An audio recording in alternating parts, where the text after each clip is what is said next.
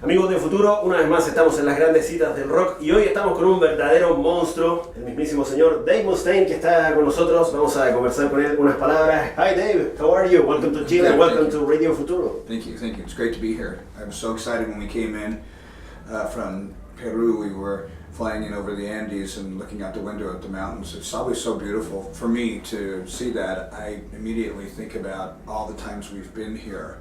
And it's just such a beautiful sight to see, you know, just as a wonder of the world. And then getting into the streets and seeing the people here, just love being here.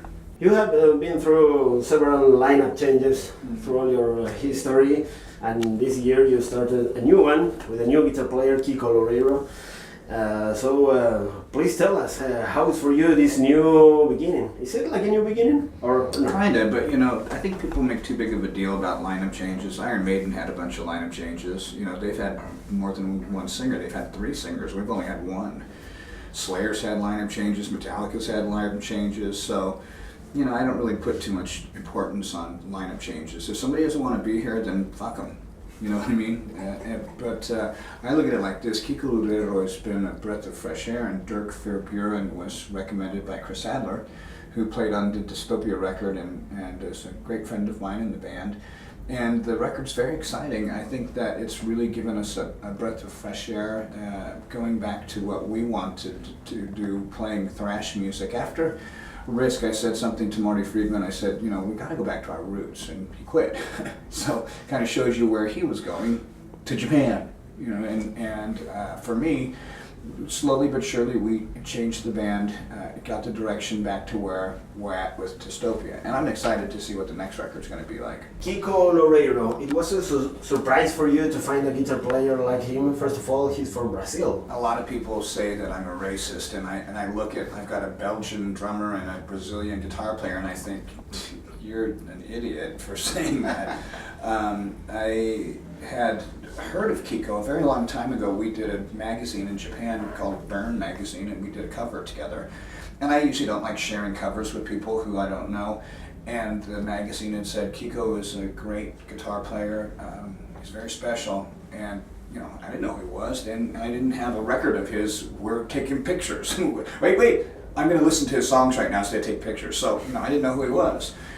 And many years go past, and so the guitar hunt starts. We look for a new guitar player, and I'm looking, and finally I see Kiko. And I had been talking to David Ellefson the whole time, saying, God, I'm exhausted looking for guitar players. And he goes, I said, I found this guy, Kiko Loureiro, and he goes, oh yeah, I played with Kiko one time. And I was like, I'm gonna kill you when I see you, man. And he is really a wonderful person because he has that Latin heart. He's very compassionate, he's very kind towards people, and he takes his music very seriously, and it's not like, you know, a lot of the people who desire to make it big and go to Hollywood. You know, Kiko was very happy with where he was, and although I don't know what the future was with Angra for Kiko, whether he was going to continue to stay with them or they were going to continue to play or not, that's not my business. I do know that when he came and started playing with me, the very first solo he did was the solo in Conquer or Die. He's going to be playing that song tonight, and when he did that solo, I was just looking at him like this. It was one of those faces, it takes a lot to impress me. And I was completely impressed, and I knew at that moment I'd found my guitar partner, and I don't want to make any changes anymore. I want this to be my band lineup until the end. So you have Dirk Verburen on the drums. He will stay in the band like a permanent member? Dirk, yes. Dirk is the drummer now. We already announced that he was the drummer, so you know, it's funny, a couple people have already asked me that, so that's not a peculiar question for you to ask. You know, when you say a guy is in the band, he's a band member, that means he's in the band. You know, it wasn't like with Chris. Chris was a session guy, and he's always been in Lamb of God, and although the idea would have been great for him to finish up with Lamb of God and you know, join Megadeth, but we don't want to have somebody that's in 2 bands, because I think it's just too demanding with as much as we tour and with as much as Lamb of God does, or another band would tour, you know, because Chris has a wife and baby, and you know, part of the reason why my kids turned out so good was I spent a lot of time with them. I think a lot of people thought my kids would end up being like total rock star brats, and they're not. So I'm really lucky for that. So we got this new album, Dystopia. The concept of dystopia talks about a future, like a negative future, right? So a future in which things went wrong. I want to know your thoughts about it, applied to what's going on in the reality. Are we going to a bad future, to a dystopian future? I hope not, and that's what the album is about. It's about, us doing something to keep it from happening like that. With the song Post-American World, it says, if you don't like where we're going, you don't like where we've been, you're not going to like where we're going if you don't do something about it. I just saw something on the news, 2 teenagers went into a church in France. I don't know if you're Catholic or not. I know a lot of Latin people are Catholic. I'm a Christian, and to know that some people went into a church to an 85-year-old man, that's an old man, and they slashed his throat. What's going on in the world right now that this is okay? It's not okay with me, and I see this happening a lot. The truck that ran down everybody in France, there's so many bad things that are happening to France, and not just there, all around the world. So I wrote Dystopia to say, hey, if you want to make a change, be part of the change, don't be part of the problem. I've always tried to give myself to our fans. I spend a lot of time talking to them, whether it's on the internet or face-to-face, and I try and share my life with them, not to say, hey, I'm so cool, but to say, I made some mistakes, and if you want to do the same thing, go ahead, but let me tell you, there's a better way. And I say that in my book. I say that in a lot of the songs. There's a writer named Aesop, and Aesop has what's called a fable, and at the end of every fable, there's a moral, like a good ending to the story. And that's what I like about everything that we do. There's always a good ending to it. How do you feel the relationship with the Chilean audience? You have been, the first time you were in Chile was more than 20 years ago, so there's a lot of people that has been grown up seeing Megadeth live. Right. It's really hard when we first started coming here because I had said how much I liked Argentina, and we had gone to Brazil one time, and then we went to Argentina to do one concert, and consequently sold out the building 5 nights in a row. We only planned one night, so they kept saying, do one more show, boom, sold out. Do one more show, boom, sold out. So that made a huge impression on me. And that was before we came to Chile. The first time we came to Chile, it was like, wow, you guys are just as great as the Argentine fans are. And there's this really fun rivalry between the two countries with us and with a lot of other heavy metal bands where they're more passionate, no, you're more passionate, no, they're more passionate. And I like having the fans fight over us. I like listening to them sing, who can sing the loudest. For me, both countries have a lot to offer.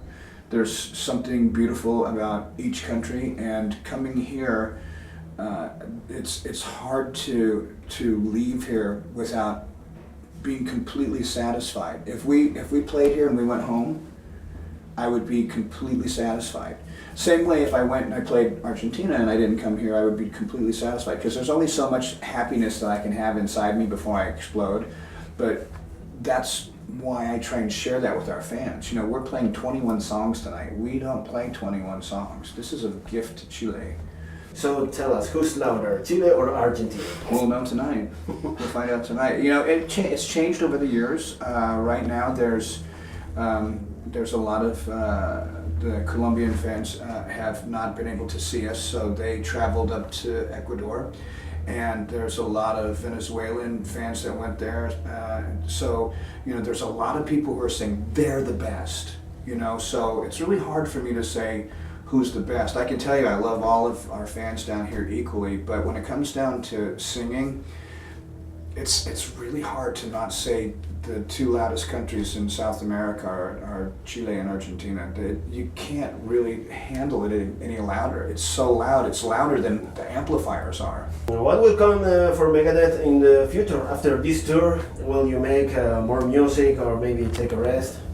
Well, we do. Kiko is expecting twins, and we're going to tour until the end of this year in probably the middle of October.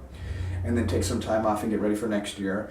And usually when we have been out on tour for a while, we start writing little bits and pieces for the next record. And I'm getting to that point right now where I'm ready to start goofing around on guitar. Because when I'm done in the studio working on a record, the last thing I want to see is a guitar. You know, because that's all I do, eat, breathe, sleep, think is guitar all day long, so that I can have a fresh new start. You know, when you go into a schoolroom and you look at the blackboard and it's covered with yesterday's lesson, it confuses people. So I like a fresh start. And I think right now we're at that point. Now that we have Dirk, we know we have a permanent drummer, we know we have a full-on, real, complete band, and we're going to start playing some new stuff. Great. Well, you know, here in Chile we got very good wines. Yes, I have some already. And right now you are a very successful businessman in the wine business. So will you bring some of your wines here in the future? The government doesn't allow us to, because importing United States products that are alcohol is, you have to get a bunch of crazy licenses, and for some places you just can't do it. Our business is a small business out of California, and we're hoping that we just started a beer business up in Canada with a company called Unibrew, and they're owned by Sapporo. Sapporo is a huge beer company that makes Japanese beer. Well, Dave, finally, can you say some words for the people who listens to Radio Futuro? This is the only radio station that plays the music of Megadeth every day, so say some words for your fans. Thank you very much, and don't listen to anybody else. Ahí está, entonces, thank you very much, Dave. Ahí está Dave Mustaine, el líder de Megadeth, hablando con Radio Futuro. Ustedes sigan ahí junto a nosotros, que estaremos pronto en otra gran cita del rock. Hasta entonces. Hey, this is Dave Mustaine from Megadeth. Hello, Chile. You are listening to Radio Futuro, la radio del rock.